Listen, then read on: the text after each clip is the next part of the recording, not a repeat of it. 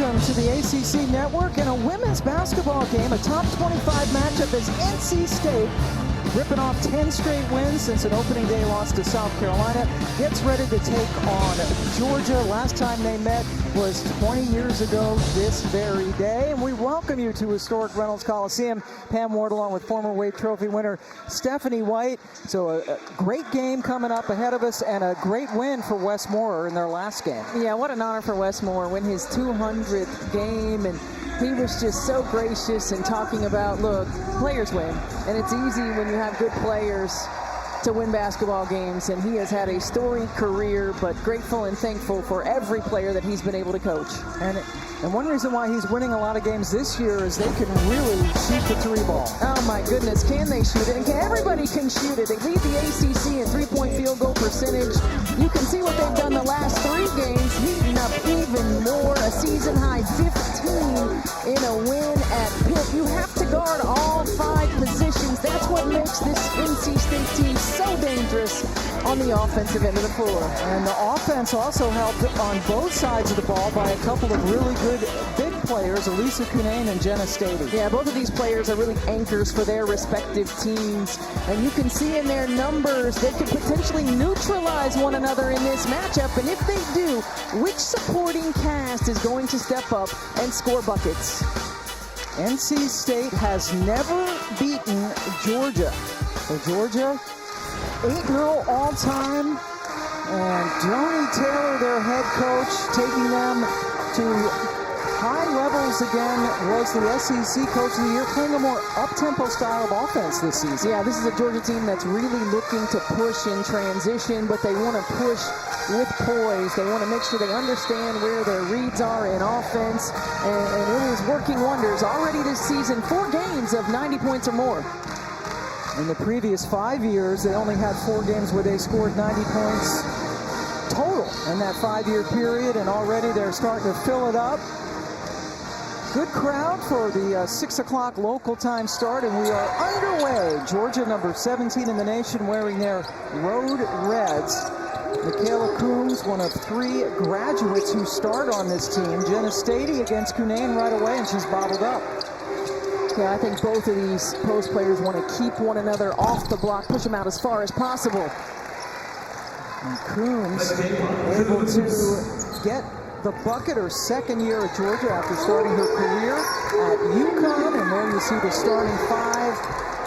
And very quickly, Jakeem Brown-Turner, such a valuable player, unanimous first-team All-ACC player last year. And for Georgia, look at their starting lineup. Coombs, we already mentioned, and Barker, and look, they're already starting to score.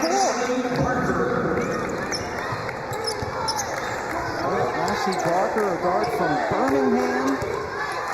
Coach Joni Taylor says she could be mean as, can I say hell? Mean as hell out there. Cunane just blew by Stady. Hey, I really like that right there, because Georgia's icing the on-ball screen, which means they're not allowing the offensive player to use it. And when you engage a big, kick it back out for a shot, and Cunane, because she's a threat out there, close out, have to go by somebody.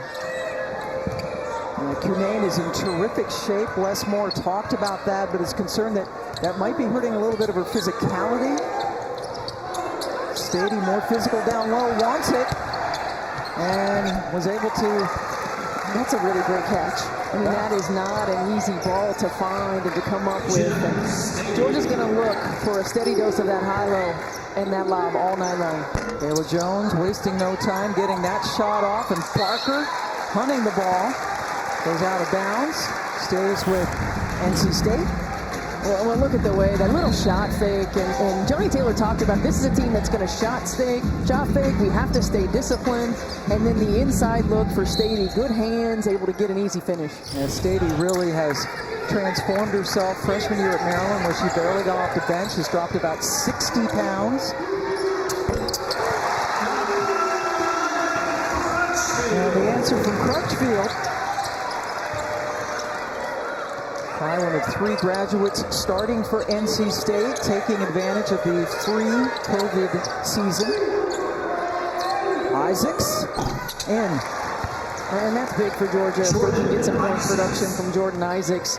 She averages under 2 points a ball game, and You know, Westmore talked about Georgia as well. You have to guard all 5 positions, and it makes it tough to scout. Isaacs starting for the last couple of seasons for this Bulldog team, and the shooting barrage continues. Kayla Jones doing a Kayla Jones thing. Just a great hustle player. And you talk about someone who has really transformed her game. She barely played as a freshman. And those are players who just continue to get better. You know, they don't get impatient. They're not looking to just get out the door. They work every single day, improve every single day, and are ready when their opportunity is called. Wow, now it's Reina Perez's turn. Yeah, and when you can get those threes in transition, that's really good for NC State. It's very tough to defend. And you know, you look at these numbers right here, second in the NCAA offensively for NC State and third defensively for Georgia from the three-point line. But it's tough in transition. Absolutely. It's strength against strength, and Cunane is baffled that a foul has been called. And that was one thing Joni Taylor said would be a good thing to do, is to get Elisa Cunane into foul trouble. Absolutely. The best way to neutralize somebody is to get them on the bench in foul trouble. And they wanted to attack her early. Stady does such a good job of posting for that lob. In this game already, 9 field goals by 9 different players. I love it, Pam. I love it. That's balance. Yes. Freddie Coger getting it done as our stat guy, too. Stady missed them both. You can develop any scouting report to guard 1 or 2 people, but when you have to guard all 5 players on the floor, it makes it really difficult. You have to pick your poison. Barker. Got it. We're raining threes in transition. And Georgia wants to push. They're going to push off a make. They're going to push off of a miss. Being able to get back in transition defense and get matched up quickly is important. And that was taken away by Morrison and then fouled by Cunane. Wow, 2 quick ones on Elisa Cunane, and in comes Camille Hobby to back her up. Q Morrison, who was defensive player in the league in the SEC, she just gets right in between the handoff. You've got to come off tight if you're that guard. You cannot allow any space. So Cunane sits down just 4 minutes into this game with the 2 personal fouls. Hobby is a really good defender on the post. Also a hard worker for State, number 41. Jones gets the miss. Kayla Jones attacking the basket. Stady right there. Stady's turned into a really good shot blocker. Coombs took steps. I don't think that's a travel. I don't think that's a travel. You know, the Euro step, the ability to look awkward going off of an off step, off an off foot. I mean, we got to keep up with this. Yeah. Players are more athletic than they've ever been, Pam. Right, so darn quick. Skilled. Joe Vasili, Carla Fountain, Pualani, Spurlock, Welsh, our officials this evening in Raleigh. Crutchfield looking into Hobby, who's playing for Cunane. She's not afraid of anybody. Fans here wanting a foul. They're like, hey, you called 2 on Cunane. Yes, exactly. Stady's range. It's impressive, just the growth and development of Jenna Stady. And Joni Taylor talked about it. She was mentally and from a confidence standpoint broken when she came to Georgia, and her ability to put in the work, to continue to grind, to open up. Yeah, said she didn't really want to even have personal relationships, just came in and was shy, and as you said, and she said nothing against Maryland, which is where she was before. It was just Stady's confidence sunk after not hardly playing at Maryland, but there were so many good players ahead of her. Yes. And she had a long way to go. She had to get fit. She's done that at Georgia and blossomed. Absolutely. And again, when you have a threat at that 5 position that can shoot the 3, you have to guard them everywhere on the floor. Look, they run a pin down for their 5 player. How about that? Stady has already taken 4 shots. Both teams shooting well. Both teams 50% from the floor. As we hit our first timeout, we got some threes. Matching up in transition is so important. You got to have a hand up, close the gap. Jenna Stady's going to make you pay.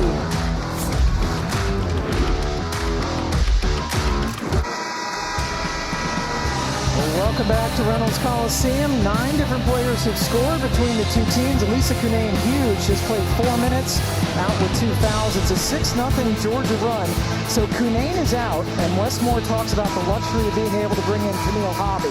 Yeah, Camille Hobby, a player that he's really excited about, what she brings to the table, and you can see her numbers last season to this season, and most recently in the last 3 games, she's averaging almost 11 points, shooting at 61% from the floor. And what I like about Camille Hobby is she's a different build. She's a different body type than Elisa Cunane. And when you think about the physicality of the bigs for Georgia, she gives them a different look.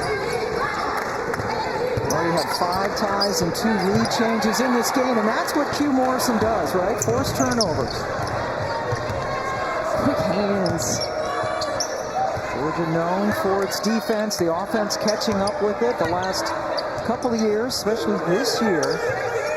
Running the Paul Westhead system. Barker already has 1 3. That one rimmed out.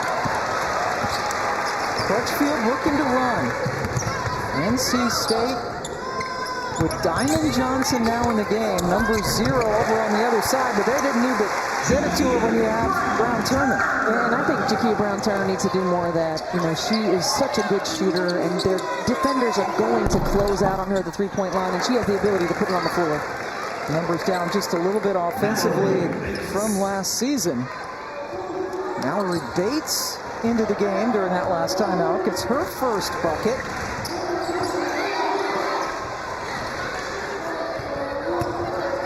Diamond Johnson, what a dynamic little player she is, from Rutgers via Philadelphia.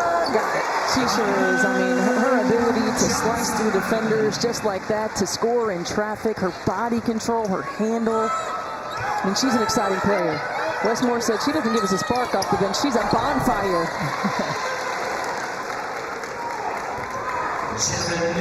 Davin Nicholson's turn to score. You will see a lot of players for both teams. Quality depth for both the Pack and the Bulldogs. Quality depth and at every position. Yeah. Not one player has to go in deep into 30, 40 minutes of ball game. Hobby couldn't handle it, so here comes Morrison on the run, converting. Nope. Almost went down. Hobby, who gave it up, is able to get it back. Nice pass. Beautiful to Crutchfield. Diamond Johnson, what a pass. I mean, right on the money. And that's how you want to hit someone in transition, so that they're in stride. They can go right into that layup. There's such a talented point guard who can also score. Barker. Coach Taylor would like to see her maybe be a little bit more aggressive offensively. That was a good pass out of a double team. And that was a great box out by Brown Turner. Hobby bringing the ball up. And that's a backcourt violation. Well, both teams want to push in transition. And look at this pass by Diamond Johnson, right on the money. Crutchfield able to finish. It's like a quarterback hitting a wide receiver in stride for the touchdown. That's pretty. Diamond Johnson, all freshman last year at Rutgers, where she scored 18 points per game. Coach Westmore says she just loves to play basketball.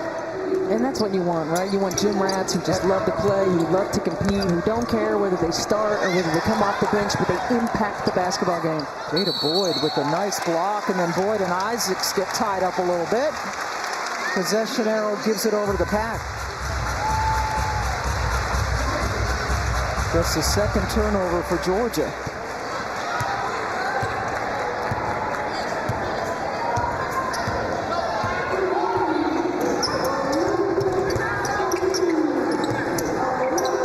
Johnson lost the ball. 6 turnovers now for State. Morrison gives it right back. Good pace. We expected this. How about that? Diamond Johnson quickly becoming the fan favorite here at Raleigh. There's no question. She's just an exciting player to watch. She's dynamic. She can score at all 3 levels. And now a little bit of a tussle closer to the basket. I think Mallory Bates is going to come out for Jenna Stady. She and Boyd were exchanging. Well, right away you can see Jada Boyd just physical in transition. Little love taps. Little love taps, yeah. And the officials now discussing. It looked initially like he may have called a double foul.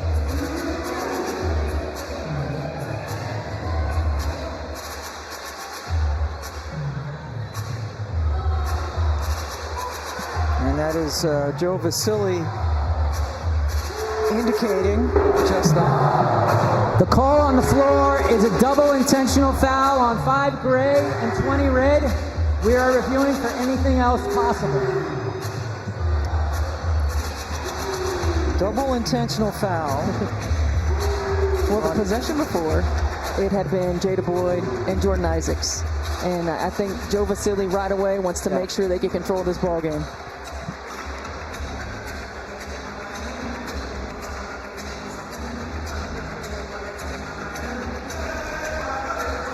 It looked like Jada Boyd might have fallen, tripped.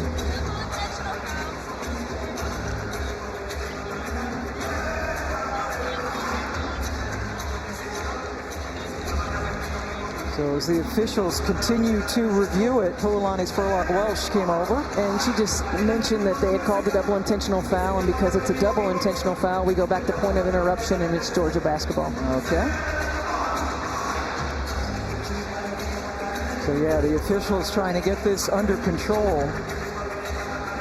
And these two teams have not played an official game in 20 years, but did scrimmage each other at a secret scrimmage a couple of years ago. Yes, the closed scrimmage, and Westmore said that we did not fare well in that scrimmage. And he let us, that was what the first thing I think he told his team to shoot around this afternoon. Well, payback for a scrimmage loss. Westmore. And look, we've got top 25 teams. You know, this is a big game for both teams to really see where they are. It's a great non-conference matchup. It's going to be a little chippy. It's going to be a little chippy, and right away, the officials want to make sure that they get control of it. But this is what you want to see as a fan, right? Like, you want to see competitiveness. Right. You want to see two teams battling. Certainly seen a lot of fire from both teams.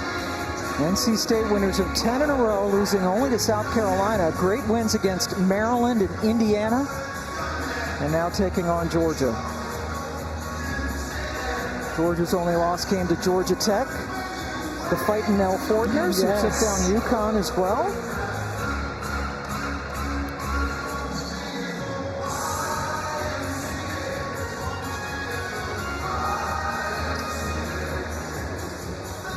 So Mallory Bates called for... The ruling on the floor is confirmed. Double intentional fouls on 5 gray and 22 red. Jada Boyd for State, Mallory Bates for Georgia. You see in transition, and it really does look like Jada Boyd trips over her own feet and runs into Mallory Bates, but then there's a little extra after. You know, there's some words, there's exchanges. And a good job by Joni Taylor to sit Bates down so she can maybe cool off a little bit. Boyd stays in the game for State.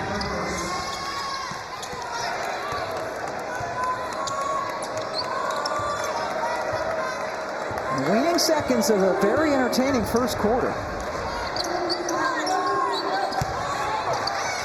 Stady. She's just so efficient.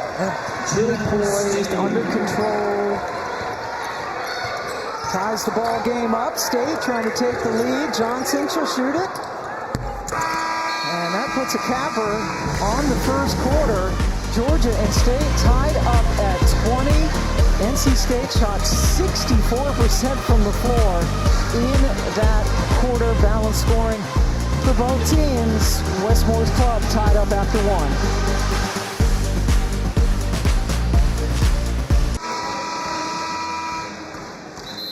Thousands have been affected by southern and Midwest tornadoes. If you would like to help, please visit redcross.org/ESPN to help the Red Cross respond and help people recover from this horrible disaster that affected so many states and families. If you can. Pam Ward and Stephanie White joining you from Reynolds Coliseum. Tie ball game after 1 quarter of play between these two top 25 teams. 18 combined field goals in that first quarter. Each team had 6 players score. Fun. And both of these coaches talked about it. 5 players on the floor. All 5 positions can score. Disciplined defense. Scout defense execution is going to be critical. Elisa Cunane only played 4 minutes in that first quarter. Just had 2 points, picked up 2 fouls. She's been on the bench ever since. And Q Morrison hits the shot. And how about for Q Morrison, 5 steals in the first quarter. Every 30 seconds, she's stealing the ball. Every 2 minutes. One of those, every 2 minutes. I mean, you can't get anything by Q Morrison, right? Like her arms are long, her hands are quick. She's getting a hand on the ball. You got to protect it. That's what she's known for. That was one of the concerns for Wes Moore. Stady wanting the ball, and that's a bad pass. Too many hands in the way. Crutchfield comes out of the crowd, and there's a kick ball. Right idea. Could have gone one more pass to Johnson for that entry as well. Raina Perez coming in for Jakia Brown-Turner. So Perez on the floor at the same time as Johnson. Both point guards. And I think you'll see that a lot. I mean, Diamond Johnson's just a scorer. Yeah. Right, so she can play off the ball. Perez is a high IQ player who can get him into offense. I think they do complement one another well when they're on the floor together. Now, they're small. Yeah. They're small, so teams that might be able to take advantage of that, but they're also quick and tough. Johnson is listed as 1 inch taller than Perez, which has been a little bone of contention, I hear. They're both around, I'd say, 5'5"-ish. Hobby, that's a sweet little move. That's a great move. You know, Camille Hobby's so active, does a great job of slipping to the rim, stays under control. Playing because Cunane is on the bench. And this is a player, Chloe Chapman, who is a junior from Mitchellville, Maryland. Also the home of our very own Pam Ward. Yes, and Lindsay Allen, former Notre Dame point guard. And she is a really good soccer player, but now solely concentrating on basketball, #1 in red. And Joni Taylor really excited to have her in the system full time now instead of sharing her with soccer. Coming up on the ACC Network on Tuesday, it is The Huddle, a bowl preview special. The ACC sending 10 teams to the bowl, including NC State, who plays UCLA in the San Diego County Credit Union Holiday Bowl. Check it out. The guys get you started on the ACC Network and the ESPN app. I remember when it was just the Holiday Bowl. Now there's a lot of words. That's the same one? I believe. It's still in San Diego. Okay. It's still a holiday. And it's still football. Still football. Still football.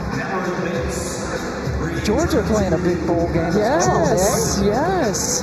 They're going to play Michigan in the Orange Bowl on New Year's Eve. People down in Athens all fired up, trying to come back from that loss to Alabama. We were not supposed to mention that, Pam. I'm sorry. An SEC championship matchup. Anticipation. Great job. Johnson gets it to the point guard, Perez. Now Hobby, spinning, but took steps.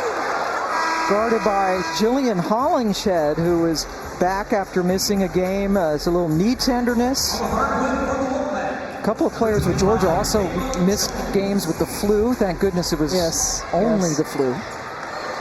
So we're starting to see some more games getting canceled across the country with COVID flare-ups.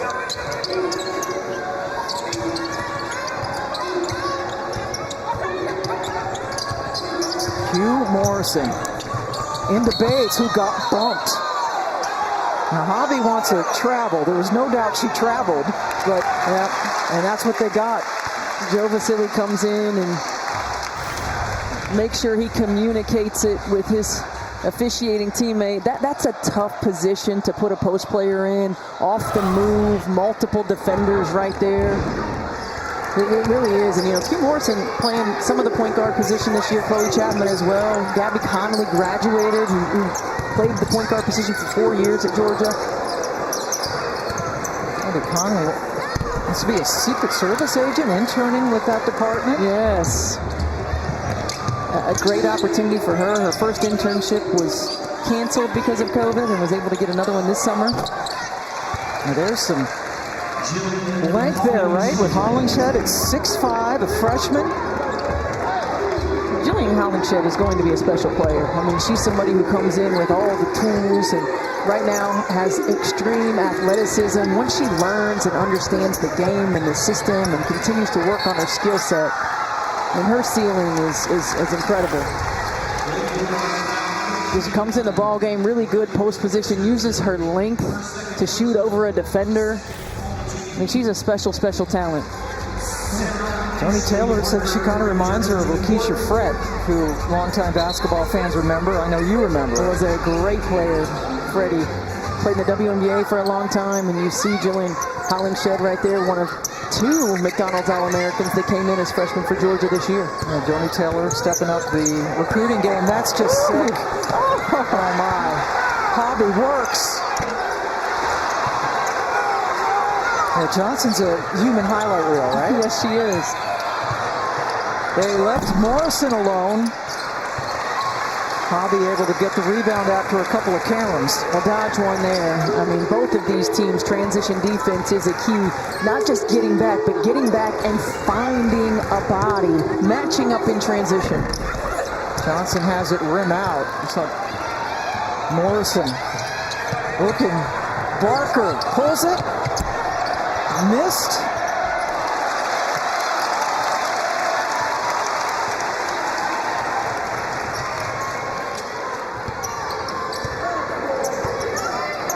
Perez takes one, and this NC State team second in the nation. Only Texas A&M has a higher three-point percentage as a team.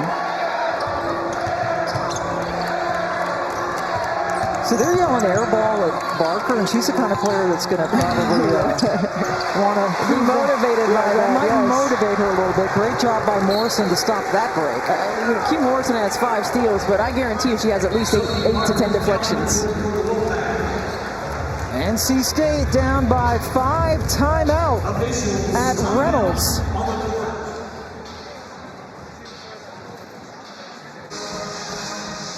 Georgia has a 5-point lead over NC State. They've been playing the last 11 minutes with Cunane on the bench with 2 fouls. Q Morrison, how about tying a career high in steals in the very first quarter? In the first quarter. I mean, she's been incredible, and this is what she's known for, right? She's known as a defensive stopper. She's been Defensive Player of the Year in the SEC.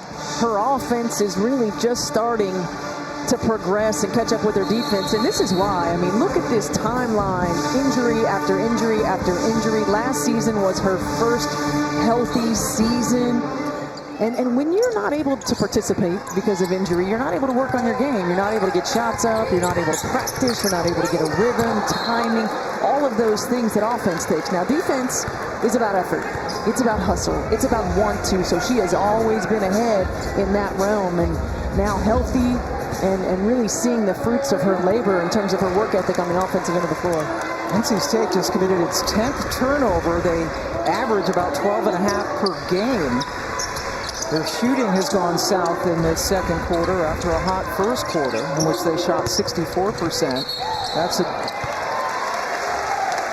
a walk on Coons. Yeah, travel is a point of emphasis, and so far we've seen 4 or 5 travel calls. So NC State 0 for 2 from 3 in this quarter, along with the 13% overall. And there's another foul. College basketball tripleheader men's games comes your way Saturday afternoon on the ACC Network and the ESPN app starting at 2 Eastern. It's UVA and Fairleigh Dickinson. The Vikings of Cleveland State go to Duke, and Lehigh travels to Syracuse. Check it out on the ACC Network and streaming on the ESPN app.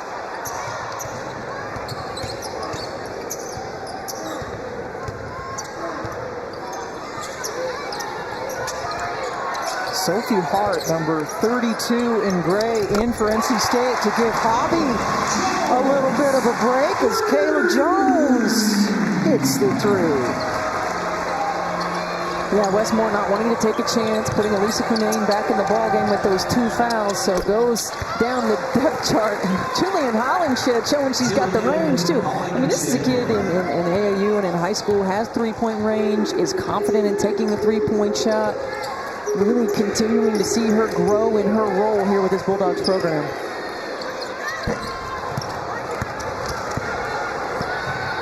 On the run, Coombs gets it to Morrison.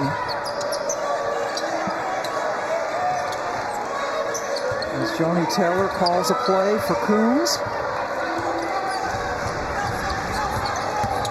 And Coombs just went right around traffic. Well, we saw NC State work against this play and shoot around today, and that tight little horn set, that on-ball screen, you're not going to be able to get there if you go underneath. You've got to go over the top. You've got to emergency switch it.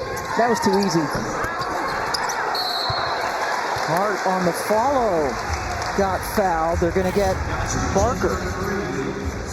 Well, Jenna Stady has been so efficient inside. She demands the double team and the inside out, and Michaela Combs coming off of the on-ball screen. She probably had a lane all the way to the rim for a layup. And you could see that Brown Turner had no chance to get through there. Sophie Hart at the free throw line. Only averages about 5 minutes a game, just under a point per game in there again because Cunane on the bench with 2 fouls. Camille Hobby coming back in for her right now. Coming up next, more ACC Network women's basketball. Haley Van Lith and number 6 Louisville welcome Eastern Kentucky. Following us on the ACC Network and the ESPN app, the only 2 games in which ranked teams are playing are right now on the ACC Network with us, and then Louisville, Eastern Kentucky that follow. Well, that Louisville-Kentucky matchup was a good one. That was a fun one to watch, and Haley Van Lith hit a big pull-up jumper in that ball game. So Camille Hobby is back in for NC State. Cunane, it's got to be frustrating, right? You know this is a big game, and especially that second foul was silly after she had the ball taken away, the reach foul that sat her down. Well, and if she's not so nice on that second foul, she's going to her guard and saying, you just got me that foul because you didn't come use me on the handoff. Lisa Cunane, known as Big Smile, and Westmore said that he would prefer a big scowl would be a better one because sometimes she could be just a little bit too nice. Great kid. Yeah. You know, we hear that from coaches all the time, right? Yeah. Like these guys come in and it's like they're just too nice. Yes. Hugh Morrison at the line after the foul on Johnson. How do you get a nice player, a nice kid, to be a little bit different when they get in between the lines? I mean, that's the thing, right? You have to have 2 identities. Like, you have to have an identity between the lines that you're just so competitive and have a little bit of dog in you, a little bit of fire in you. And then when you step off the floor, you can go back to being nice. Yeah. Nice play by Stady to block Hobby and get the held ball. And being called a dog is a good thing. It is a good thing. Basketball. Yes. You want a little dog. Shoot, in athletics, it's a good thing. Coombs should be all over.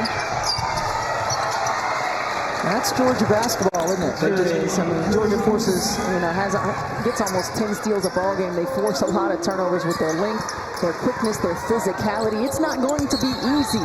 Everything you do has to be intentional at a high intensity level. I mean, that's just a soft pass over the top. You're not going to get that with a quick, scrambling defense, and Michaela Coombs gets an easy 2. NC State continuing to have trouble holding on to the ball. 12 turnovers that Georgia has turned into points. 7. Only 7 off 12. Could be worse, right? It could be worse. Some of them have been dead ball turnovers, but Westmore talked to us about the fact that we have to limit our turnovers and we have to take away their transition. Well, turnovers for scores kill your ability to take away transition. Absolutely. There's no transition defense for that. Trying to get it into Stady.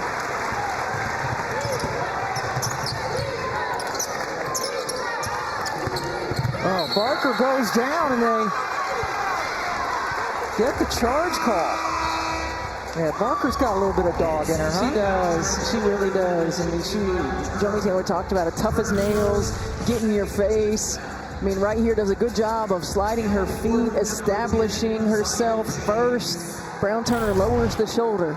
And to further that, Coach Taylor says she looks like a Siberian Husky, which is such a compliment. It is a compliment. Yes. I don't get the reference. The blue I'll have to eyes, ask she's her. with her hair down. She's my Siberian Husky. And her name's Barker. And she's fearless. I mean, you want players that are fearless, and there's Stady again showing the range. Biggest lead of the game. It is a dozen. We're inside 50 seconds to go. The number 2 team in the country down 12. Only the number 1 team in the country has beaten them. That's South Carolina. Nice move to the bucket. And smart play again by NC State. Anytime Jenna Stady's guarding a post player on the perimeter that has the ability to take it off the bounce, attack her, get by her, get a layup, or force a rotation. Boyd did just that. Couple of seconds difference in the clocks. Morrison to Stady over Hobby, who fouled her.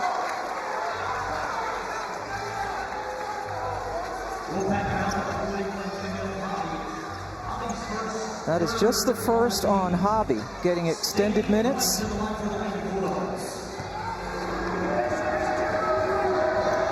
Westmore not happy about the call, but you can't even make that close. I mean, it's a jump shooter. You certainly have to be there to contest, but you can't make that close. Stady with 11 and counting in this half. The only player on either team in double figures with the balanced scoring that we've talked about.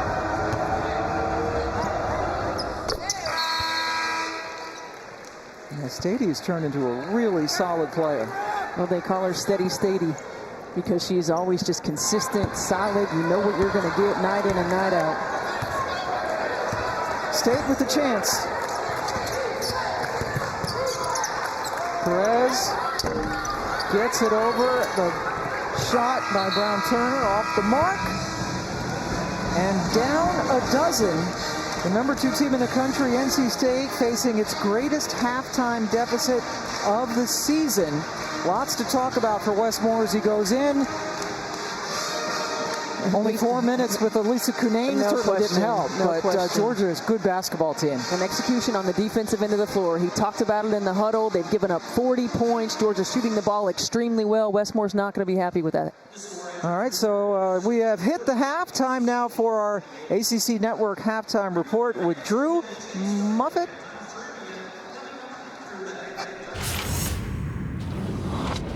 All right, Pam, thank you very much. Well, last time Georgia took on the number 2 team in the country, it was last year in the SEC tournament, and they beat number 2 Texas A&M. They're up by 12 against number 2 NC State tonight. 40-28 is the score right now in Raleigh. I'm Drew Carter alongside the former coach, Muffet McGraw, and Kelly Gramlich. And, Coach, let's go right to you. 2 early fouls for Elisa Cunane, the ACC preseason player of the year. She only played 4 minutes in this first half. That's a huge factor.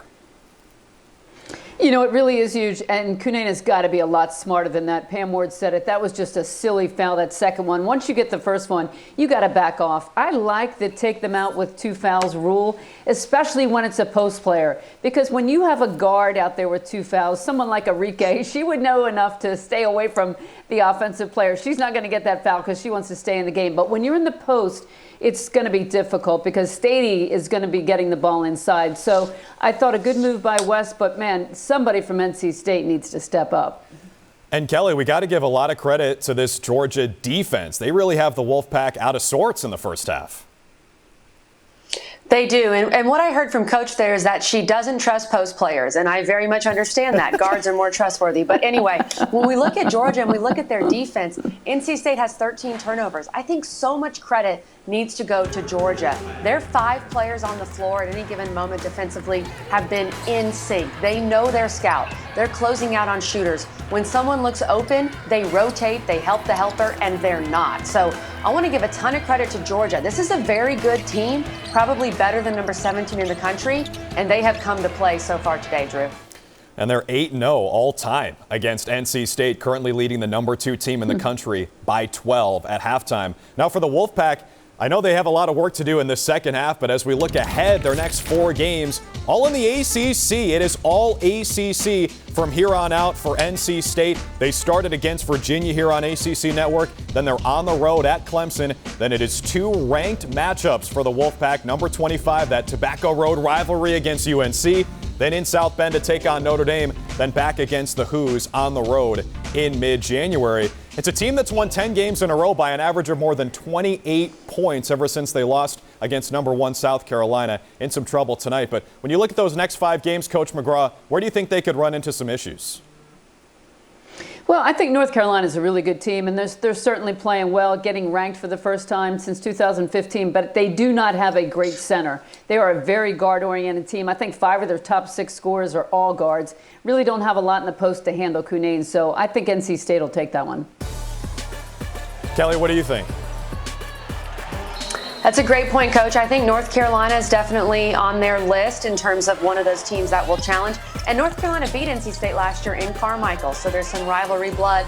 Notre Dame, the way they get up and down and run, and they do have Dodson and Westbeld inside to compete with Cunane, I think that will be a challenge. But Westmore has prepared his team. According to Warren Nolan, when you look at the strength of schedule rankings, NC State has played the toughest schedule in the country to date so far this season, tougher than South Carolina. So Westmore's trying to prepare his team, and one of those tests is coming right now against Georgia.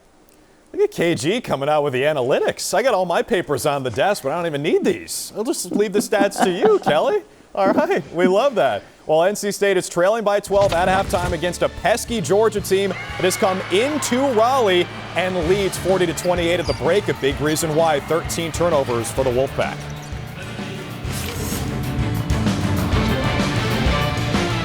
But as we refocus on the game of the night top 20 matchup, number 17 Georgia leads by 12 at number 2 NC State. Coach McGraw, how can the Wolfpack get back in this one? Well, the thing I don't understand, when Cunane goes out of the game and Hobby comes in, they're trying to play through Hobby. I thought she was too involved in the offense. You have so many good offensive players on the floor. They need to get Diamond Johnson, Kayla Jones, Turner Brown. Everybody else has to get a little bit more involved. I know that Georgia's taken away their running game. They're not getting anything easy, but they've got to become a little bit more guard-oriented right now, and it looks to me like they're trying to get it inside too much. All right, so we've heard the coach's perspective. KG, what do you think? I agree with Coach. There's a reason why she's in the Notre Dame Ring of Honor. That's what I think NC State needs to do. But the biggest thing, of course, is getting Cunane back on the floor and keeping her out of foul trouble. And she has sat on that bench for at least 30 minutes of real time, not just game time, but real time. Getting her back in the mix, she'll be able to guard Stady, who already has 12 and 5, and they can play through Cunane when she's on the floor. I'd love to see some more ball screen action for Diamond Johnson, and when they get some of those mismatch with Jada Boyd, let her attack the basket. But overall, NC State, I think they have to bring a little more energy. It felt like Georgia had all the energy in that first half in this game. Coach McGraw, real quick, if Cunane picks up an early third foul in the second half, how would you handle it?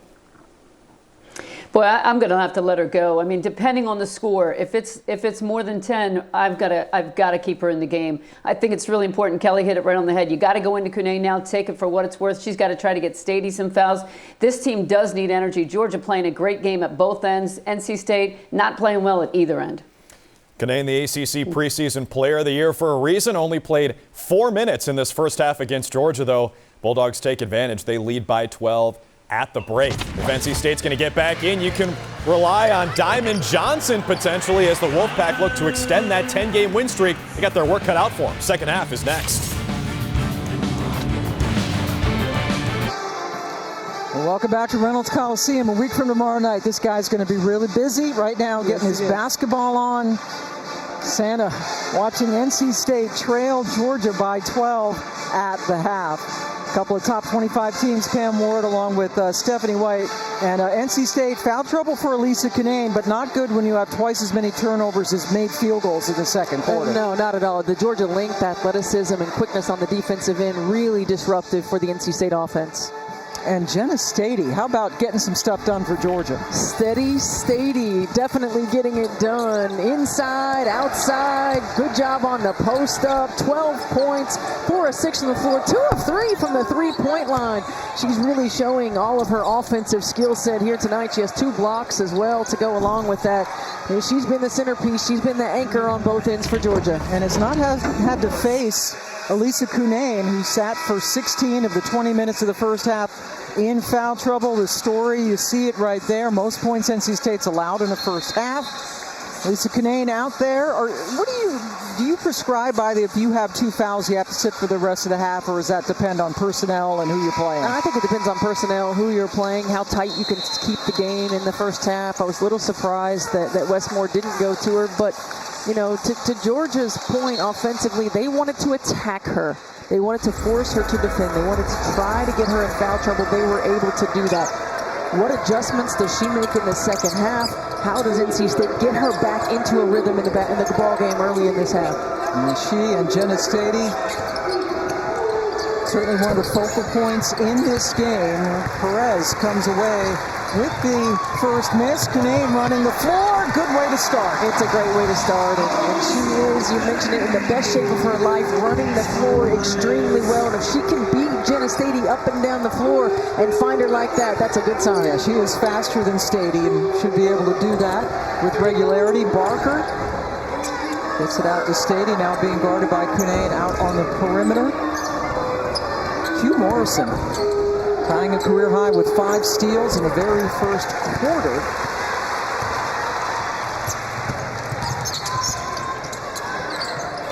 They're going right to her and right at Stady.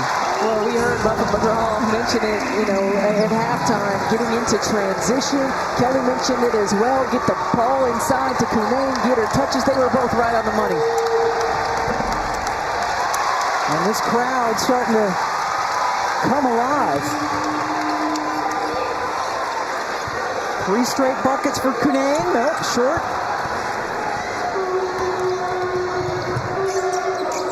Gramlich also talking about how it seemed that Georgia played with a lot more energy in that first half. A couple of teams that both like to get it up and down the floor quickly. And look, Georgia's a team where defense fuels their offense, and they were outstanding on the defensive end. It gave them a lot of energy. Morrison ran right into Crutchfield. Had to take the shot. Georgia's not hit a shot yet in this quarter. And Stady and Canane kind of tied up. Morrison got blown right by. Crutchfield with the primal steam. They've cut the lead in half. Right away, establishing pace, establishing tempo, pushing in transition, getting the ball to Elisa Canane on the rim run, really good run, and directly inside post entry, NC State's starting to make a run. Elisa Canane limited to only 4 minutes in the first quarter, and she has announced her presence with authority here in the third. Well, what a great start. Just getting an easy bucket in transition, getting a little bit of confidence. You know, she's well rested. Hopefully she was able to get loose at halftime. But NC State's picked up the pace. They picked it up on the defensive end, their intensity level, and pushing in transition. And here comes the defense, again in transition. Brown-Turner blocked from behind by Stady.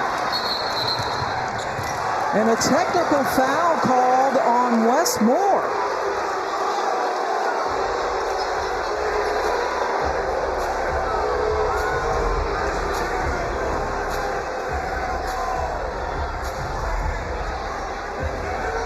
Carla Fountain making the call, and Wes Moore looking a bit perplexed.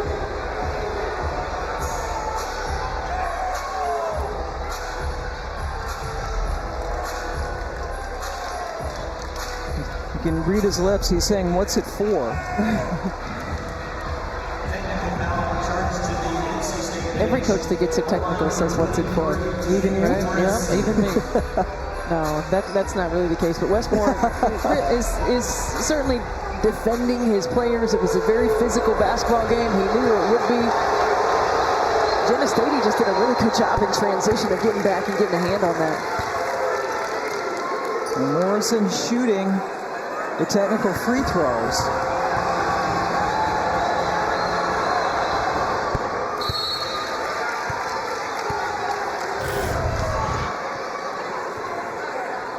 In transition, looking to get a transition three.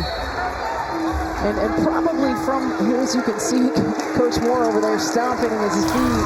And probably from his angle, it did look like a foul, the way that Stady reached over the top, but she got a clean block. Definitely a clean block.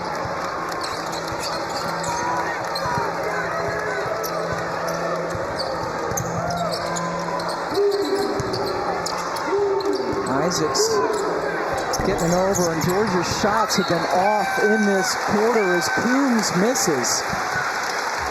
NC State sticking with the game plan, going under those on-ball screens, forcing contested jump shots, recovering back quickly. Georgia has not hit a field goal, and this quarter, NC State only had 8 points in the second quarter. The only other time they've scored single digits in a quarter was against South Carolina with 8 points as well.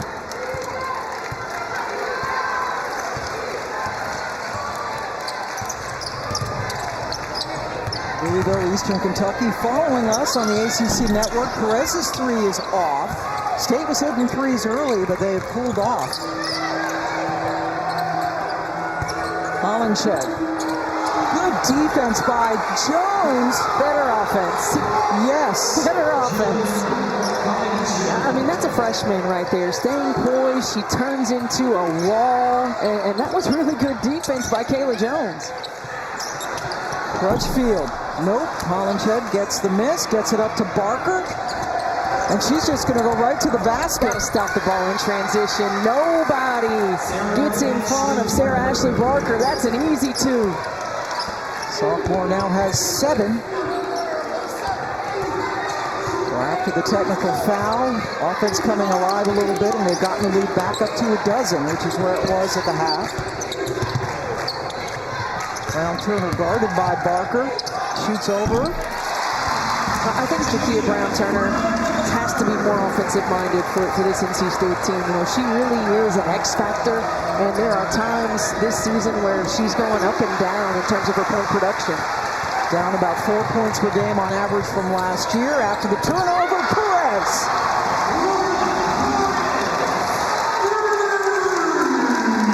Her second three of the night. And a great find in transition. You know, Joni Taylor told us we can't trade threes for twos. It's got to be twos for twos. And great help defense. 14 turnovers now for the Dogs. Barker stops the transition play at least. Well, Georgia in transition. No one stops the ball. Sarah Ashley Barker recognizes it and gets an easy two. And transition threes for NC State. This is exactly what they want to do. They want to spread the floor. They want to find the open shooter and knock it in. Each team with 4 threes now. Cunane again. Off the inbounds. 6 points in under 5 minutes of this quarter for Cunane. Just like that, it's a 5-point lead. And a 3-second violation, another turnover for Georgia.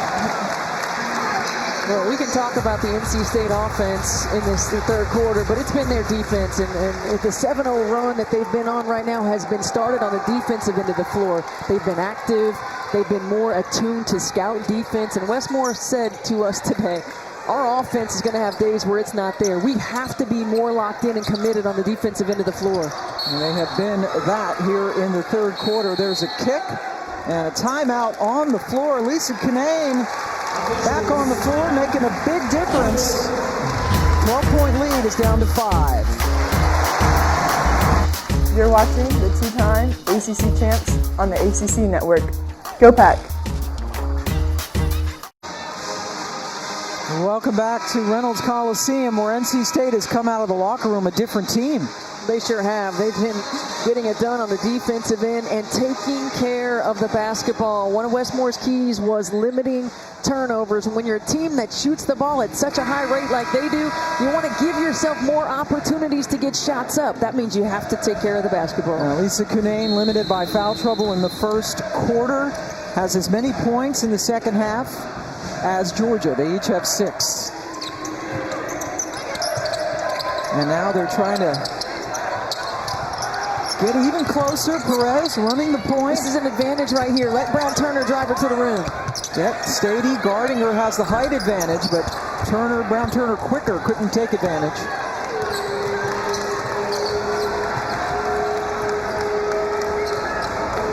We've not seen Diamond Johnson, who usually comes in after the first media timeout for State. There's Stady. You've got to be there on the catch. Jenna Stady is a spot-up three-point shooter. She's a catch and shoot. You have to be there and force her to put the ball on the floor. Hey, Cunane is working. Westmore talked to us about her being a little bit more finesse than he would like her to, but right now she is battling, physical inside, getting good position. Stady called for the personal foul. Sends Lisa Cunane to the free throw line. Gets there on average 4 times a game. Preseason ACC Player of the Year coming up Tuesday at 6 Eastern Time. Let's get you ready for all the bowl games as we take you to the huddle. NC State going to play UCLA, one of 6 teams in a bowl this year. Check it out on the ACC Network and the ESPN app. More pressure defense. Colin Ched able to rescue it for now. Backup point guard Chloe Chapman back in. Cunane with the board. And great box out.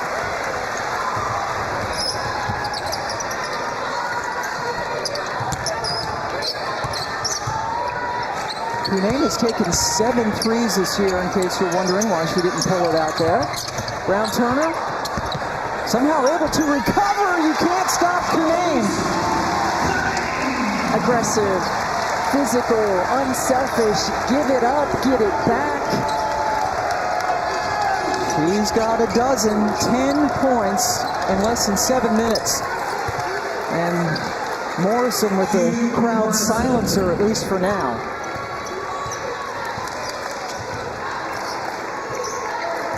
Well, they're going to keep feeding Cunane. I think that's a good strategy. I mean, you've got to be able to find a way. Right here, she's coming across after an on-ball screen. They're getting her loose, and she's going to work. And you can tell she really wants the ball as well. Guarded by Bates that time down the floor. He just came in recently. Colin Ched posting up Cunane as Stady is taking a break. Chapman. Good hands. Wow, Perez able to save it with the help of Cunane. Kayla Jones working against Bates, goes the other way, draws the foul.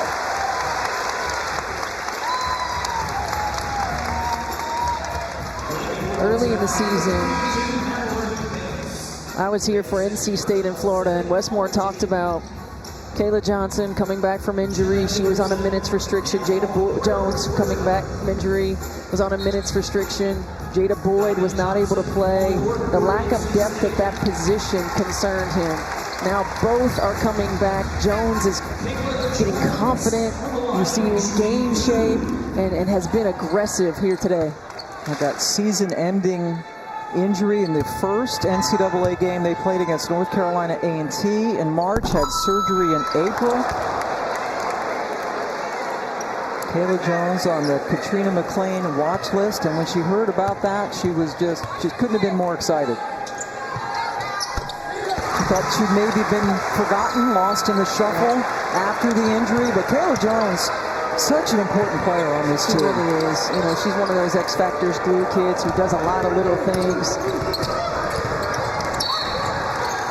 Perez for a little bit too much contact out there on the perimeter. First on Reyna. Just a little too much body. Yeah, riding her a little bit. And Diamond Johnson back in the ballgame for NC State. I'd also look to put the ball in her hands, and Muffin McGraw called for it at halftime as well. Let her play with the ball in her hands. Get her some looks at the rim. Canaan with another good box out.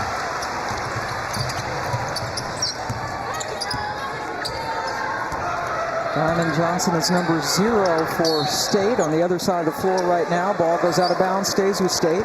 This is the third different defender that Georgia's brought in the ball game to match up with Canaan. So Jenna Stady goes to the bench early. Mallory Bates using length.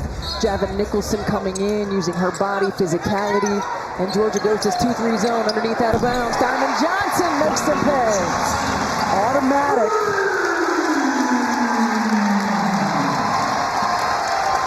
The Rutgers transfer electrifying the crowd. It's a 2-point game. And another foul out on the perimeter, this time on Johnson.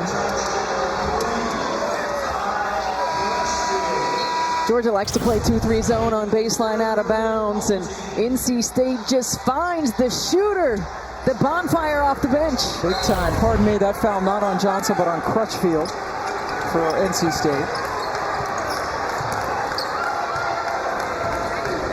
Minute and a half to go.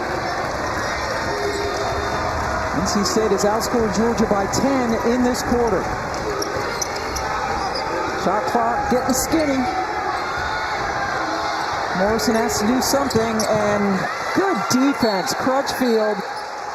They're going to say, Joe Vasili does, that it's Georgia's ball, but a silver lining if you're NC State, there's only 1 second left on the shot clock. Yeah, got to be smart, got to be disciplined right here.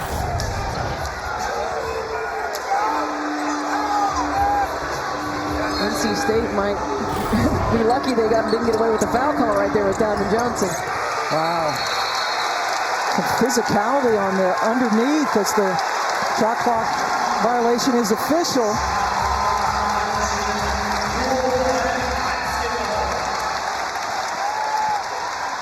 "17 turnovers." There you see it. They've passed NC State in that category this quarter. Q Morrison just denying Diamond Johnson the basketball. Jones open. That would have given State the lead. Canaan ties it. And there was a foul call. There was a foul call. That's an and one. And it's so loud in here, no one heard it.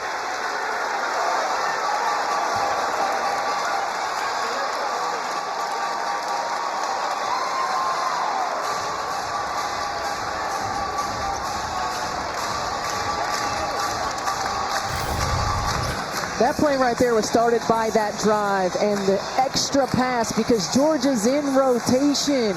It is so tough to box out in rotation, and Jenna Stady gets loose on the floor. Javin Nicholson inside.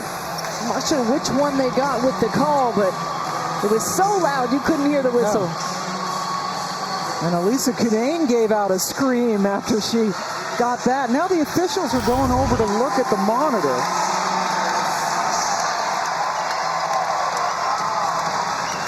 Yeah, I want to make sure that the clock is correct. But the Reynolds Coliseum, they've done a great facelift to this building. You know, the same architect designed this that designed Cameron Indoor Stadium? No, I did not know that. We're double checking the time to make sure no time came off the clock. Carla Fountain coming over. Great communication with this officiating crew. And the foul goes to Stady, her second. Picked up a couple of quick ones here.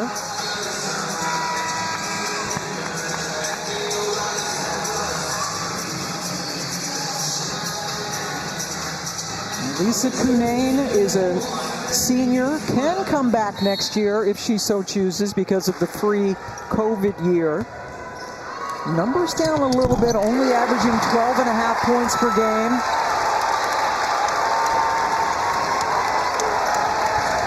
Up to 15, 13 in this quarter tonight.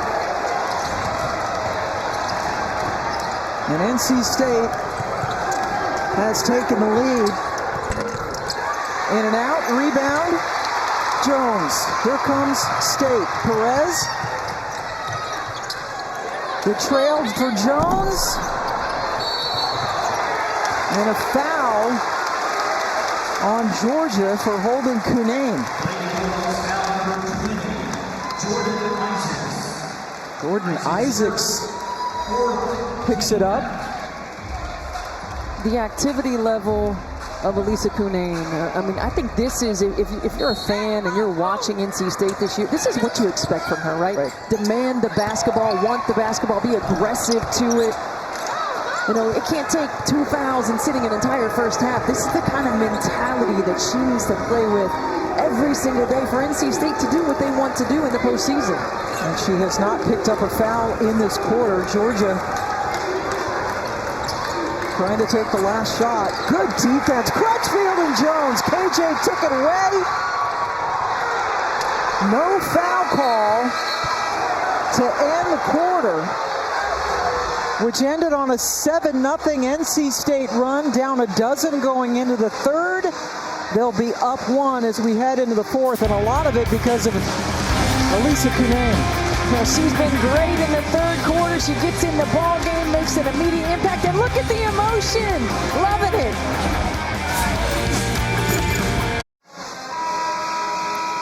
A very different story for NC State in the third quarter. 24 points, 13 of them from Elisa Cunane, who outscored Georgia all by herself. Pam Ward and Stephanie White joining you, and State looking like the number 2 team in the country in that third quarter.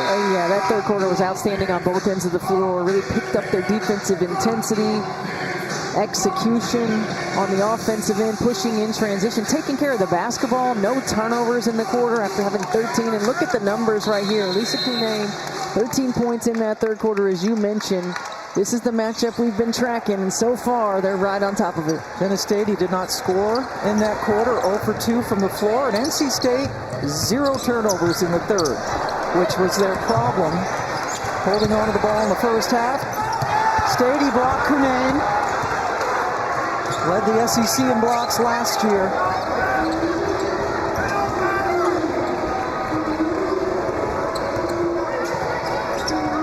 NC State has never beaten Georgia, 8-0 all time in favor of the Dogs. Got Jones up in the air, and then the great wall of Cunane. Yes, good defense.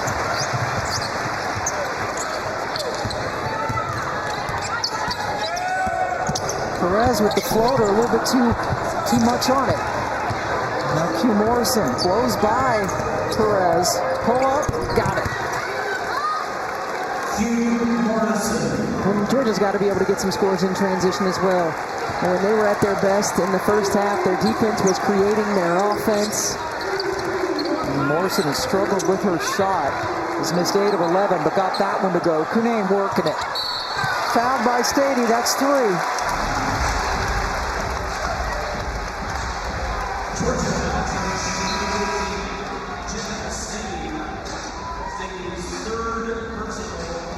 Jenna Stady is pleading her case. Falling on deaf ears, certainly. And there you see the difference. Having to work a lot harder in this third quarter, as you mentioned, different bodies. Trying to guard Cunane to no avail. College basketball men's triple header Saturday afternoon. Start your day off at 2 Eastern time as Virginia plays Fairleigh Dickinson. Then it's Cleveland State at Duke and Lehigh Syracuse. Turn it on the ACC network or keep it in the app all day long. You got men's basketball. NC State's gotten more opportunities at the foul line, which has allowed them to bring this three-quarter court pressure and continue to give Georgia different looks. Morrison, nice little crossover. Stady can shoot it from there. Still has not scored in this half. Yeah, it's tough to ice when you have a 5-player that can pop back like that, and you have to really trust your guard to get back quickly so that the big can recover out to the shooter. Cunane kicks it out to Perez over Parker. Step back 3, inside out. Everybody aware of Elisa Elisa Cunane inside. The dig gives just enough time and space to get it back out to Perez. That is the third three for Perez. 10 seconds. Didn't get it across. There's the defense.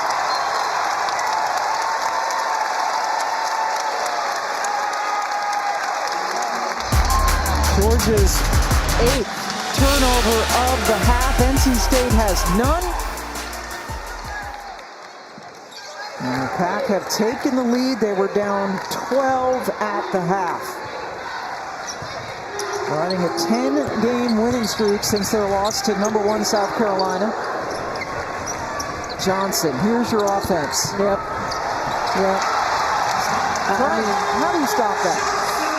You can't stop that. You can't stop that. The biggest lead of the game for NC State, and they're doing it with the inside-outside combination. Morrison drawing contact.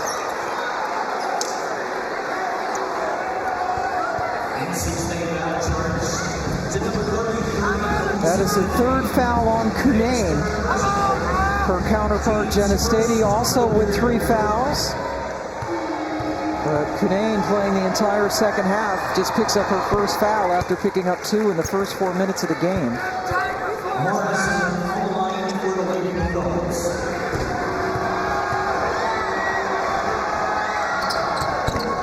Morrison delivering. Really been scoring well in the last 3 games for Georgia. 12 tonight. Johnson, Stady, got a hand on it. Morrison waiting for some help. Nope, do it herself. Nice rebound and put back. Great play by Michaela Coons. She couldn't come down with it because Cunane was going to be right there. Good timing. Good understanding. 8 for the former UConn Husky. Oh my gosh, Diamond Johnson, game changer. And it was set up because of Elisa Cunane. I mean, what a great job of recognizing and just getting it out there. And Sarah Ashley Barker has the answer. That's the way this game started off, with both teams exchanging from the outside. Entertaining, great basketball here. Just a 2-point advantage. Nice look. Coons came in to help and forced the turnover. And good defense by Stady. In transition, you see the offensive putback by Michaela Coons. And that turnover was NC State's first of this half.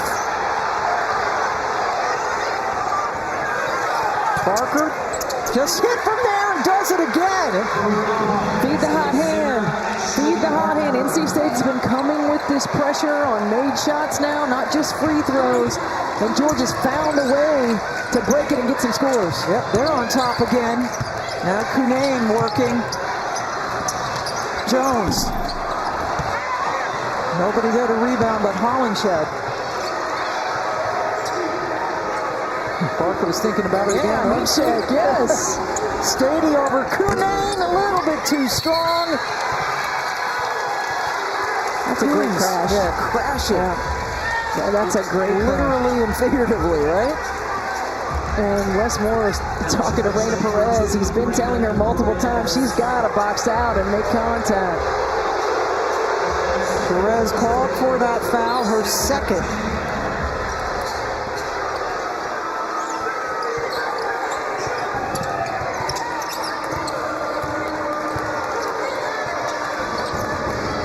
Just the second team foul for the Pack in this quarter.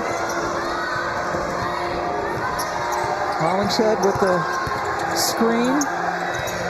They have to shoot. Coombs off balance. More good no good defense.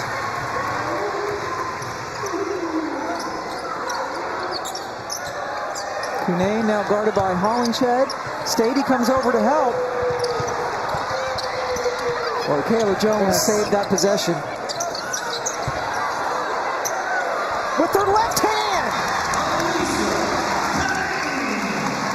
Elisa Cunane, 16 points in the second half. Pam, it's just the aggressiveness that she's playing with right now. And really wanting the ball.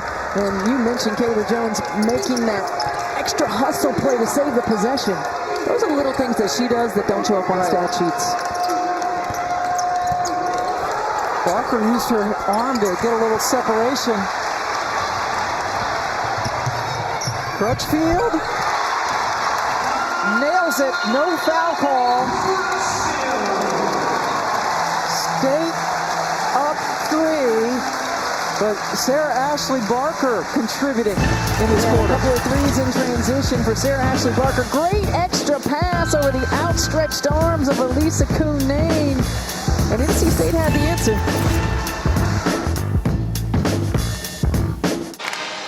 Well, back in Reynolds Coliseum, Elisa Cunane has been the story in the second half. 16 points. She was saddled with 2 early fouls, didn't play for much of the first half, and has established herself in the second half. And NC State has the lead because of that.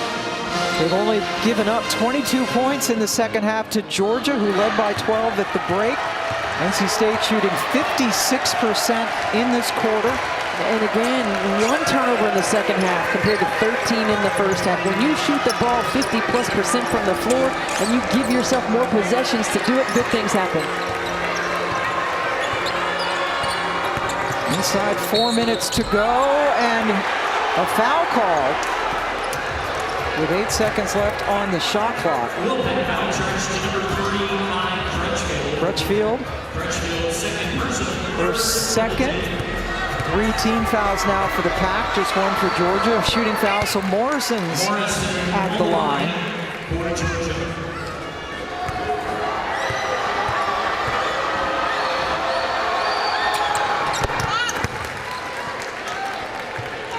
Q is 7 of 8 from the line tonight. Good points.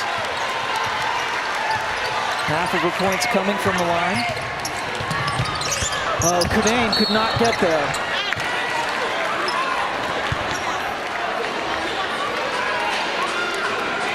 Sometimes bounce passes to people who are 6'5" can be problematic, right? Sometimes. If they're low, that's a long way to go. Yeah, and if they have position, you don't want to bring them out of that position either. Right. State clinging to the 1-point lead. Barker guarded by Johnson. Stady forcing it inside. That is a foul. Good call, yes. Jada Boyd picks it up.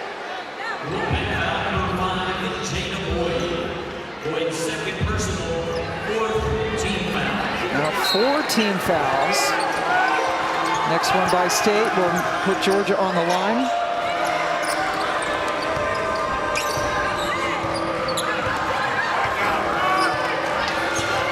There's that tight Horns look again. Nice slip. Wow, beautiful execution. Morrison found Stady. We've had 6 lead changes in this quarter. Hey, look, and Georgia's played some tight games. An overtime game to Notre Dame, a tight game and a loss at Georgia Tech. So they've been in this position before already this season. Getting physical with Stady, and Cunane scores anyway. And Stady's holding her forehead.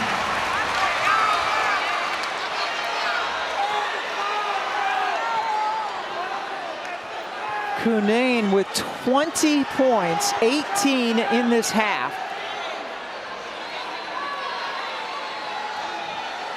And there was no foul called on this play.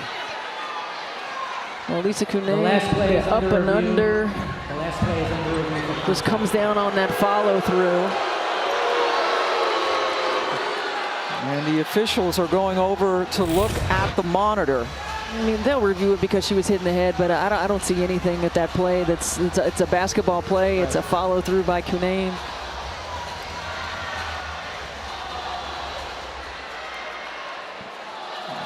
Stady has made her way over to the team huddle.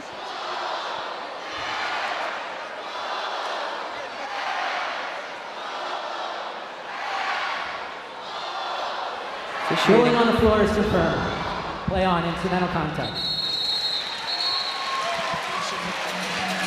So, just as you called it, Steph White.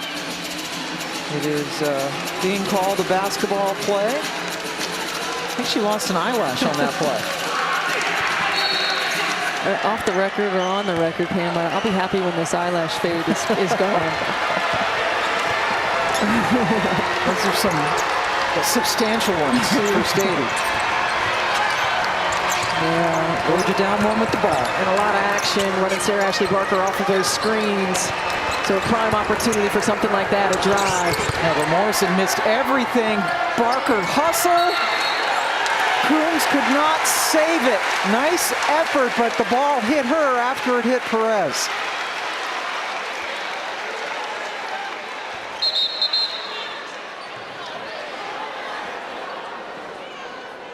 And the officials making sure that the shot clock resets to 30. This is a big offensive possession right here for NC State. You know, it's a dead ball. You want to come down. You certainly want to establish Cunane inside. The decision on whether to make the move or get it back out. And I'd still like to see Diamond Johnson get involved. Yeah, Barker with the kick. And you put Diamond Johnson and Lisa Cunane right now in a two-man game. Ooh. Johnson with 13, Cunane with 20, the top two scorers for them in this game. There's Diamond. Go get her. Yes.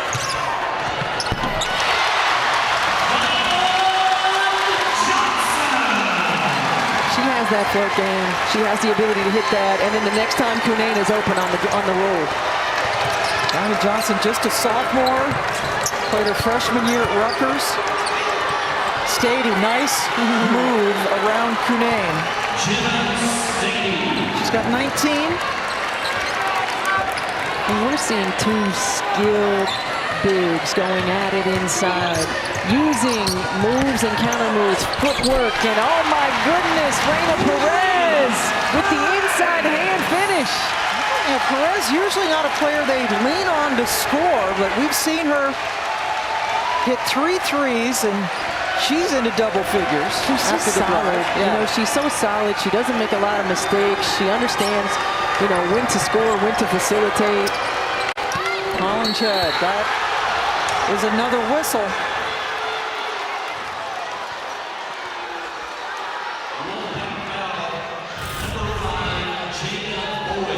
Good look inside, good position by Hollingshed. And Jada Boyd might have gotten the ball up top, but the follow-through got her body.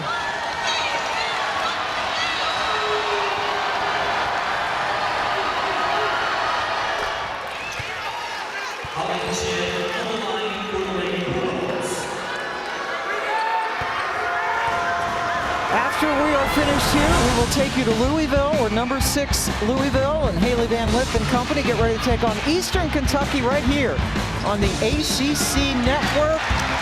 Hugh Morrison with the foul. I got to tell you, Eastern Kentucky and Louisville got a tough act to follow after this game. They sure do. This is an exciting one, and we're going to have an exciting finish.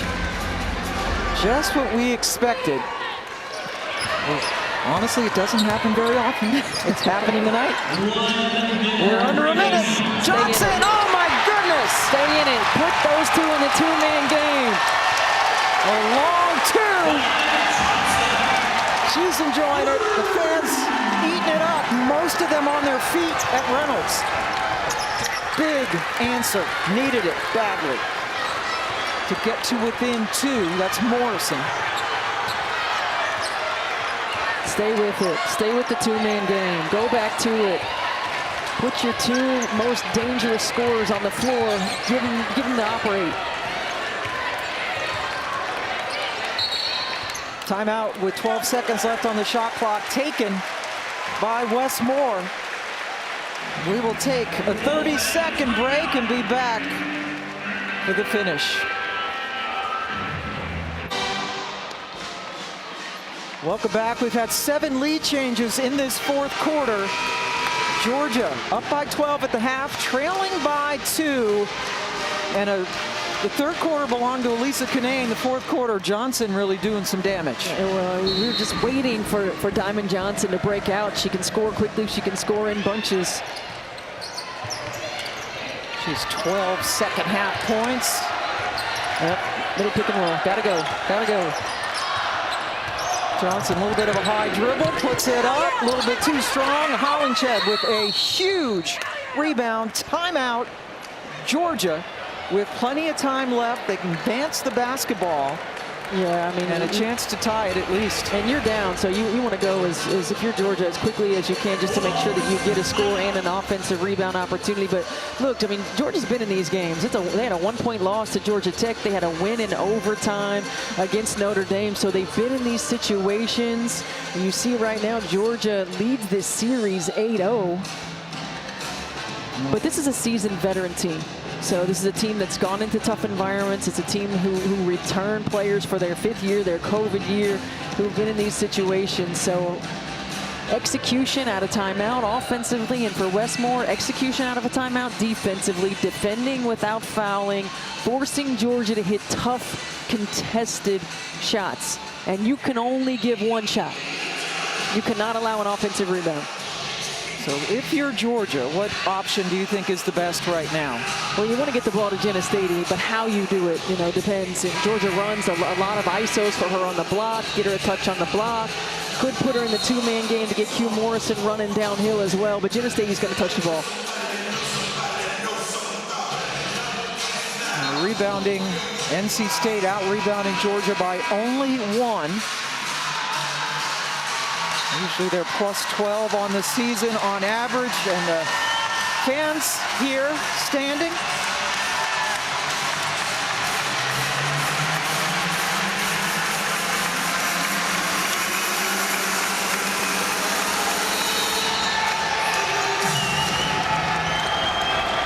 Parker, Morrison, Q, guarded by Crutchfield, drew the foul. With just over 10 seconds left on the clock. Well, you put a lot of pressure on the defense when you attack, and Q Morrison has been doing an outstanding job of getting to the rim. She is now 8 of 9 from the line. Well, she's an 87% free throw shooter, so you expect her to step up and make them. And she didn't. And the smallest player on the floor, Diamond Johnson, got the rebound, and State calls a timeout. Now, Georgia only has 2 team fouls, so a couple of fouls to give. 9.7 seconds left. And you got to do it quickly. You know, first and foremost for NC State, the most important thing is to get the ball in bounds where you have a timeout, right? Where you have a timeout. And for Georgia, try to get a hand on it, try to get a deflection and quick fouls, because you can't allow NC State to run time off the clock. Looks like Jordan Isaacs will be checking in for Georgia, good defensive player. Chloe Chapman as well, I believe, looking to get quick athletic guards. Very quick. Morrison, usually money at the line, is 8 of 10, 80% tonight, but she's going to remember that one if they can't come back. Oh, and if NC State, you might have a direct close entry to Canaan here. There's a size advantage, putting what little size they have on the ball right now. Yep, with Stady out of the game. Oh, Canaan. That's a good foul. Well, Barker's dad was a very good quarterback at the University of Alabama. She's got a brother that's a quarterback there now, and another brother who's a quarterback at UAB, and she got a little football feistiness herself. That's right. Well, remember, that's just the 3rd team foul. So you got to do it again. And they did do it quickly, the first one. Perez gets it. And now runs away. Good play by Perez. Barker grabs her. That's a risky bounce pass right there, too, and Perez saved that play. Big smile from her. That killed about 3 seconds. Yep. So the next foul will put State on the line. Got the length guarding Johnson with the inbounds. Cunane is fouled right away by Morrison. So Elisa Cunane heading to the free throw line, where she is 4 of 5 tonight. And 54% on the season. And Georgia bringing their bigs back in. You want to make sure you get a rebound off of a free throw if there's a miss. You know, they have a timeout, so make or miss, timeout right away so they can advance the basketball. As we look across the floor, we see Joni Taylor making that sign to her team. Oh. And she's telling Joe Vasili, I'm calling a timeout. Stay with me. Missed them both, but Crutchfield with the rebound. Wow, Kai Crutchfield might have just saved the game. Huge play, huge play. You've got to make contact. That's a long rebound, so that's a tough one, but you've got to drive back if you're Stady.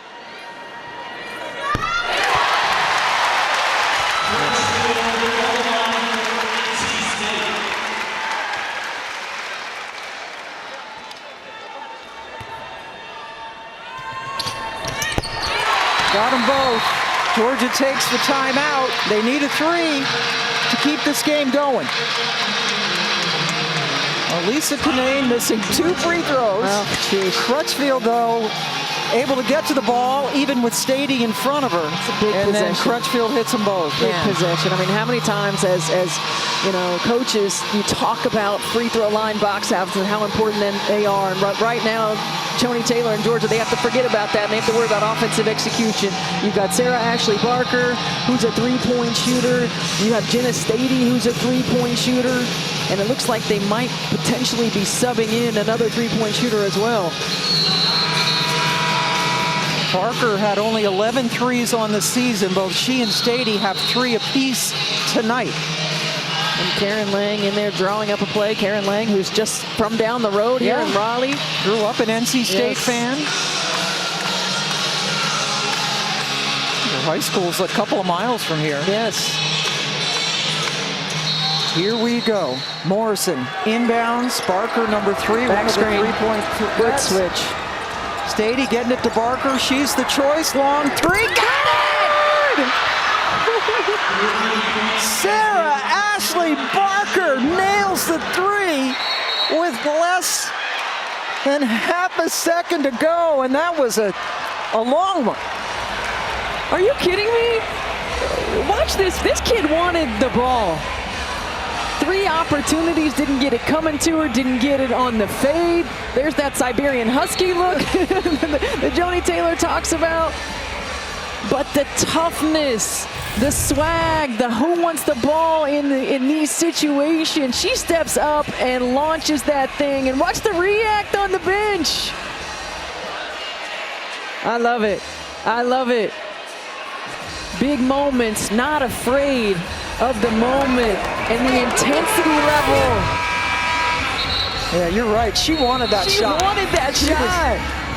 Even if there were more seconds left, she wasn't giving that up. She's taking that shot. She's got 11 second half points. Her 4th 3 of the evening has tied it up. So 0.4 of a second left, technically enough time to catch and shoot. And Wes Moore calls another timeout. He wants to really look at this, really give his team the best possible chance in offensive execution. So he calls a second timeout.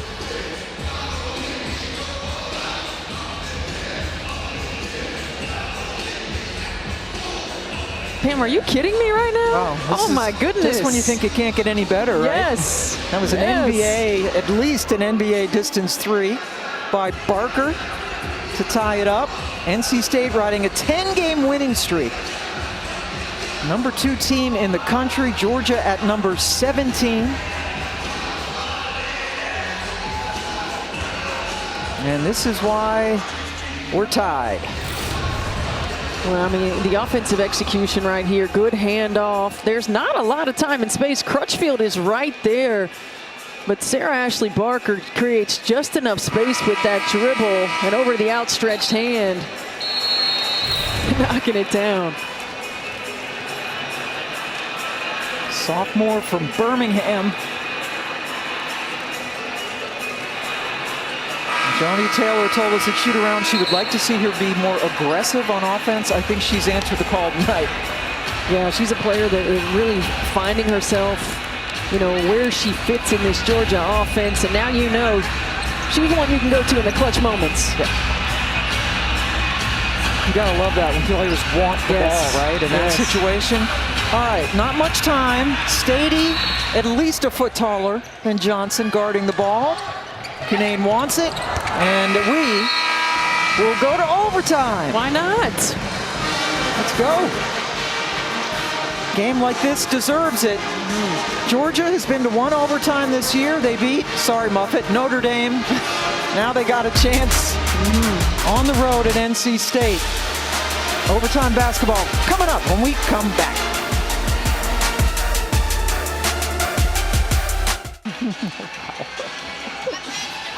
Welcome back. About to start overtime. Sarah Ashley Barker with a game-tying three-point field goal with just under half a second to go. Lisa Cunane lighting it up in the second half, and Jenna Stady, most of her points coming in the first half. Pam Ward to Steph White. What more could you ask for right here, Steph White? This has been exciting. Two teams that are battling it out, knocking shots down, getting it done on the defensive end. We're seeing good defense, and we're seeing better offense. Yeah, NC State shooting 50% for the game, over 40% from three. Georgia 8 of 17 from three, shooting better from three than from two. What a game. And you said it best, Pam. This game deserves extra time. Let's play 5 more. Go.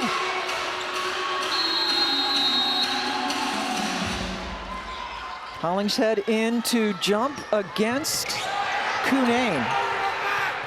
So the Hollingshead playing with Stady. Big lineup in for Georgia.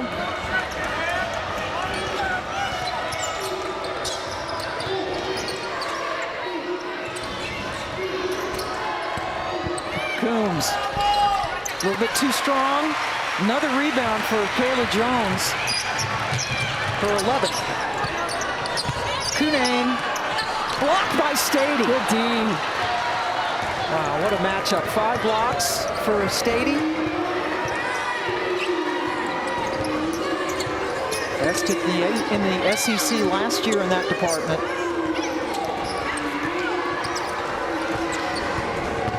Hugh Morrison gets it over to the hero so far. Barker passes. Hollingshead attacks, gets it. Good decision by Sarah Ashley Barker. She probably had a rim finish at the other side, on the other side, but found the extra pass. Oh, answer time. Reina Perez has been doing a lot of damage on the offensive end. Solid, just solid, makes good, heady plays. Doesn't get too fast, plays with great pace. Great pickup last year when they needed a point guard. Cunane fields Barker's miss. Telegraph pass, 2-on-1. 2-on-2 as Cunane is there. Barker challenging Cunane.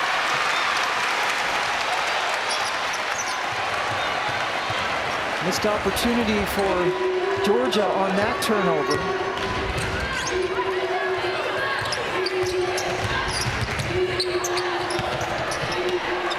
Cunane left it short.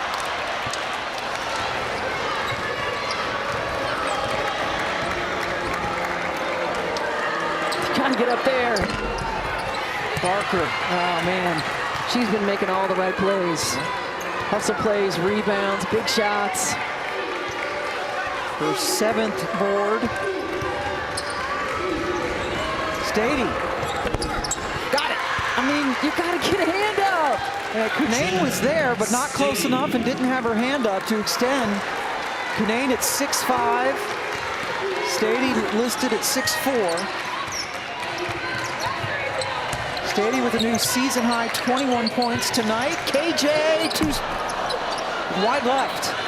I'd still like to see NC State get back to putting Diamond Johnson in a lot of that on-ball screen action with Cunane. Yeah, it worked. Let them go to work.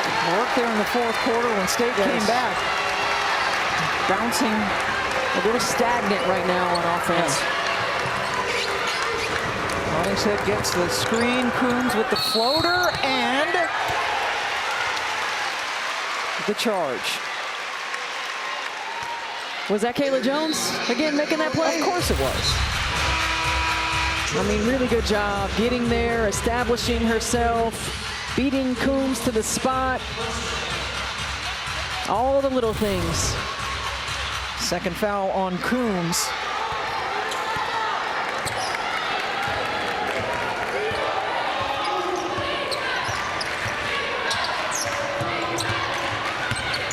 Jones attacking Stady, and it works.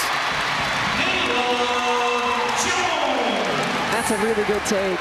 Now, Jenna Stady not staying down in good defensive position, just lets Jones go right around her.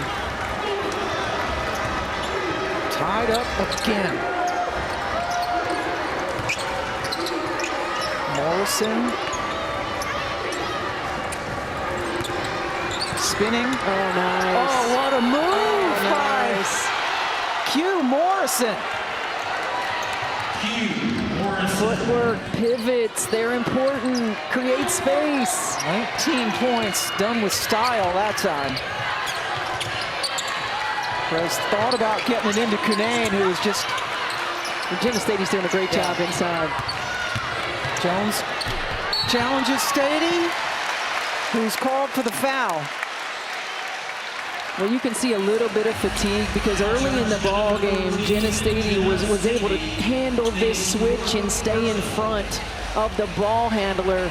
But now, 2 times in a row, Jones going around. And look at the pivot, the reverse, the pivot, the balance, the body control, good finish. Beautiful work for Morrison. 4 fouls on Stady. Kayla Jones. Stady, as you mentioned, looking a bit winded. There is no one at the scorer's table. No subs coming in. And they won't be. She's going to have to fight through this. 1 of 2 at the line for Jones. For Georgia, huge possession, up 1.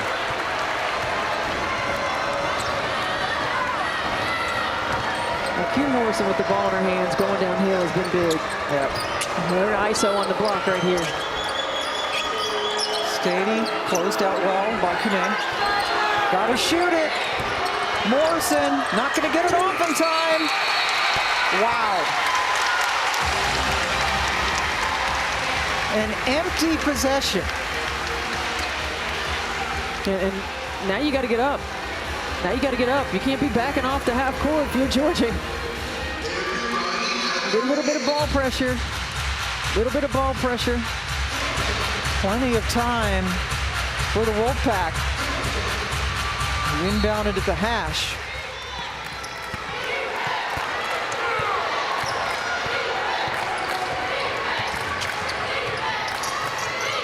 Chance for State to win. Cunane backing off against Stady, put it up, missed it. Stady gets the rebound, no foul called.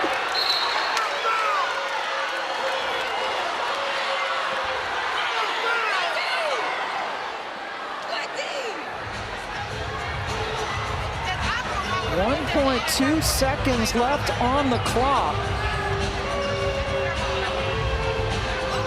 And again, it's so loud in here. It's almost impossible to hear whistles. But no foul called. Georgia basketball with 1.2 seconds left to go. And Joni Taylor calls a timeout for the Dogs. Well, it was an inadvertent whistle, so the ball was going to be out. Joni Taylor calling timeout so she can advance the ball and move it. Now NC State going inside to Cunane. Wes Moore elected not to use a timeout. And Jenna Stady, could have been called for a foul right there, coming across, getting the offhand, but the no call. And then it looked like Crutchfield was going into foul, so. But an inadvertent whistle, and now Joni Taylor moving the basketball. Nice ball fake by Cunane. Got a good look. There was contact, no foul. And now I think they want to make sure that they've got the time right. When did the inadvertent whistle happen? How much time is on the clock?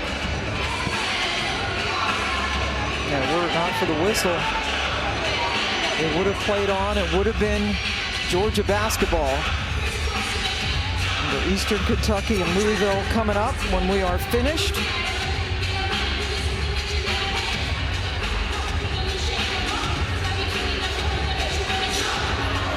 So NC State appeared, or they were just seconds away from winning this game. But Sarah Ashley Barker had other plans. She had other plans. Really good execution out of a timeout. Sarah Ashley Barker wanted the shot in the moment, steps up and knocks down a big one. Puts us into overtime. And again, Georgia's been here before this season, twice before, an overtime win against Notre Dame, a 1-point loss to Georgia Tech. So this is a team who's had these experiences, in-game, tight game experiences. Georgia Tech, their only loss so far. South Carolina, the only blemish on NC State's resume. And Joni Taylor really believing in this team. Good ball club for Georgia this year. It really is, and an experienced ball club.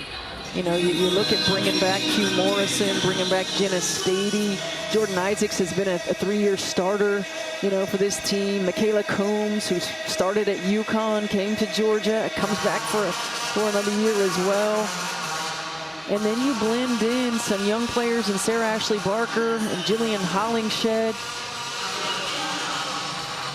Now, Georgia has not beaten a number 1 or 2 team since 2004, when they beat then number 1 Tennessee in the semifinals of the SEC. So it's been a while. It's been a while. Been a minute.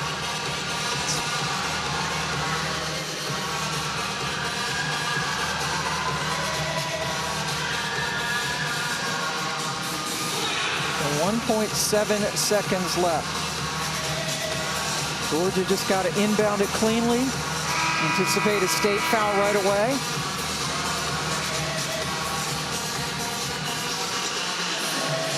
Well, right now, NC State, you've got to be in passing lanes. I would anticipate switches to deny. Get it into Morrison. Foul as quickly as they could. That's Brown Turner with 0.6 seconds left to go. And it was almost like she pulled up short. You know, you have to be aggressive right there. That's a lot of time. The whole second ran off the clock. Morrison, 8 of 10 from the line.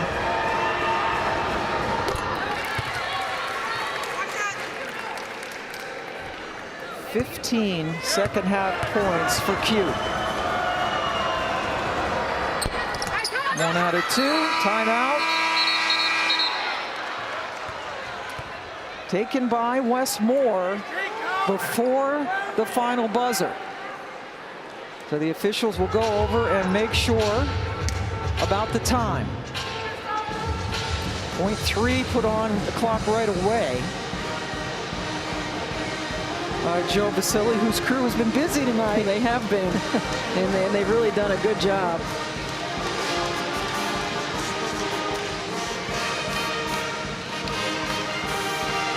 Georgia Bulldogs trying to upset NC State. They have never lost. The last time they played 20 years ago this very day. Georgia winning that game like they had the other games, 8-0 all time. Eastern Kentucky, Louisville will be following us. It's on the app right now if you want to check it out.